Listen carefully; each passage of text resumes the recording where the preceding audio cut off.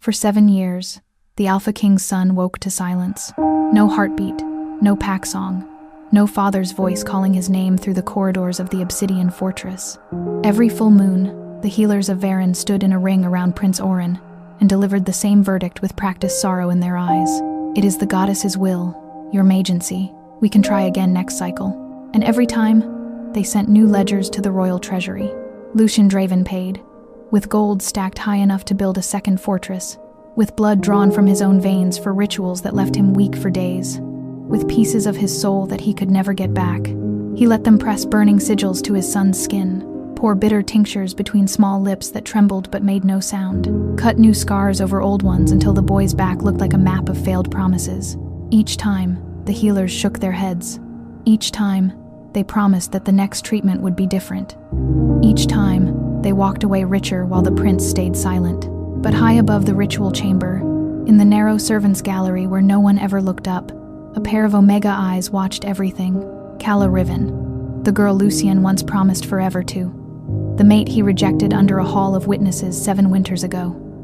The omega they exiled, and then quietly forgot. She'd come back under a false name, hands smelling of herbs and ash, head bowed so no one saw the flash of recognition when Lucian entered the room. But her wolf didn't bow. Her wolf remembered the way his hand once bracketed her jaw in the forest, the way his voice dropped low when he said her name like a vow he meant to keep. Tonight, Calla isn't watching Lucian. She's watching the boy. Orin's small fingers keep drifting to the base of his skull, to a spot just behind his ear, flinching each time a healer's hand passes too close. Not random, not reflex. Pain. Repeated, ignored. Something is wrong here. Wrong beyond grief. Wrong beyond fate. And Calla is the only one who sees it.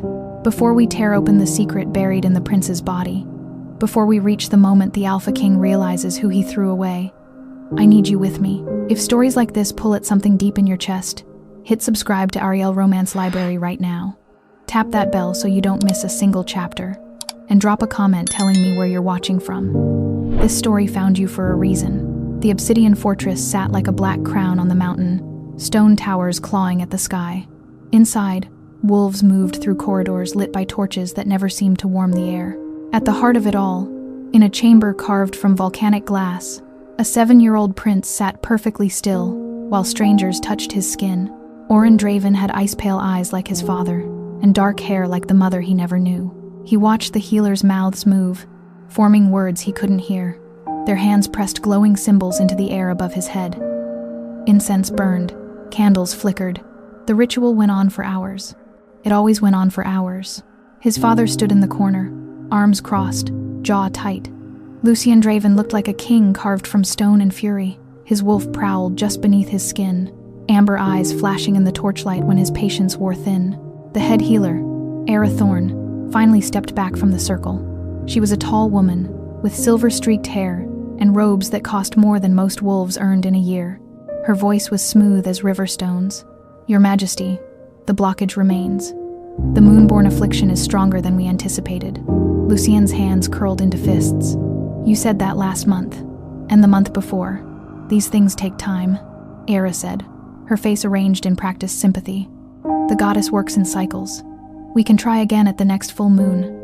There's a ritual from the northern ice clans that might help. It requires rare herbs and 3 days of preparation. How much? 10,000 gold pieces, plus the cost of the materials. Lucian didn't flinch. He never did. Do it. Era bowed. You have my word, Your Majesty. We will not rest until the prince is whole. The other healers filed out, robes whispering against stone. Lucian waited until they were gone before crossing to his son. He knelt, bringing himself to eye level with Orin. His large hands framed the boy's small face, thumbs brushing his cheeks. Orin couldn't hear the words his father spoke, but he felt the warmth of them against his skin. He leaned into the touch, eyes closing. For a moment, they stayed like that, breathing in the same space. Then Lucian stood, shoulders heavy, and left the chamber. Orin sat alone in the circle of burnt herbs and cooling candles. His fingers drifted to the back of his neck, pressing against a spot that always hurt, always burned. His face pinched, a small sound escaping his throat that no one was there to hear. But someone was watching. High above, in the servants' gallery carved into the wall, Calla Riven pressed her palm flat against the stone railing. Her breath came shallow. Her wolf snarled in her chest, recognizing pain when it saw it. She'd been back in the fortress for 3 weeks, working under the name Mira Vale, scrubbing floors and hauling water for the healers. No one looked at Omegas long enough to recognize a face from 7 years ago. No one except the wolf inside her that still knew Lucian's scent from across a crowded room. But tonight, she wasn't thinking about the Alpha King. She was thinking about his son, the way Oren's fingers kept returning to that same spot, the way his eyes squeezed shut when the healers touched near his ear, the way his breathing changed, quickened, when certain herbs were burned. Calla had seen pain before. She'd grown up in a healer's cottage on the edge of the Packlands, learning herbs and bone setting from her grandmother. She knew what sickness looked like, what injury looked like. This wasn't either of those things. This looked like someone had planted suffering in a child's body and was watering it with gold. She stayed in the gallery long after the torches burned low, watching Oren finally climb down from the ritual platform and shuffle toward the door. He moved like a boy twice his age, careful and cautious, one hand trailing along the wall. Calla's grandmother used to say that healing started with seeing what others refused to look at. She was starting to see something no one wanted her to find. 7 years earlier, under a moon so full it looked like a silver plate hung in the sky, Calla had stood in the forest with Lucian's hand on her jaw and his breath warm against her throat. "Mine," he'd whispered, the word more growl than speech. "The moon chose you. I choose you." His thumb traced the line of her bottom lip. His other hand settled at her hip, fingers pressing through the thin fabric of her dress. The mate bond hummed between them like a living wire, pulling them closer. Calla's wolf sang. Her whole body leaned into him, drawn by something older than law, deeper than rank. When Lucian's mouth hovered just above hers, she could taste his breath, feel the heat radiating from his skin. "Say it," he commanded softly. "Yours," she whispered back. The kiss that should have come next never happened. A howl split the night, then another. The pack summons, urgent and sharp. Lucian pulled back, frustration flickering across his face before duty smothered it. "Wait for me," he said. "Don't move from this spot. I'll come back and finish what we started." But when he came back 3 days later, it wasn't to kiss her. It was to reject her in front of the entire pack council. They said the mate test was forged, that she'd used her grandmother's old magic to trick the moon ceremony, that an Omega couldn't possibly be marked for an Alpha King, not when the realm needed alliances and treaties and a Luna of proper blood. Lucian stood at the head of the council chamber, jaw tight, eyes anywhere but on her face. "The bond is false," he declared, voice flat. "Calla Riven is not my mate. She is expelled from this pack for deception and false prophecy." The words hit like claws to the chest. Calla's wolf howled inside her, thrashing against the rejection like a trapped animal. Her knees buckled. Someone caught her arm, dragged her upright, marched her toward the gates. She looked back once.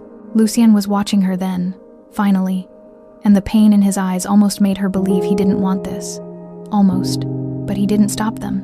Didn't call her back. Didn't defend the bond their wolves still screamed for. So she left. 7 years in exile. 7 years scraping together survival in packs that didn't trust wanderers. 7 years carrying the weight of a rejection that should have killed her but somehow didn't. Now, Calla stood in the healer's wing of the obsidian fortress, scrubbing blood from stone floors with hands rubbed raw from lye. The same hands that once held a future king were now invisible, forgettable, exactly what she needed them to be. "Mira," Thorn's voice cut through her thoughts. "Take these herbs to the preparation room. Don't touch the sealed jars. They're expensive." Calla kept her head down. "Yes, Healer Thorn."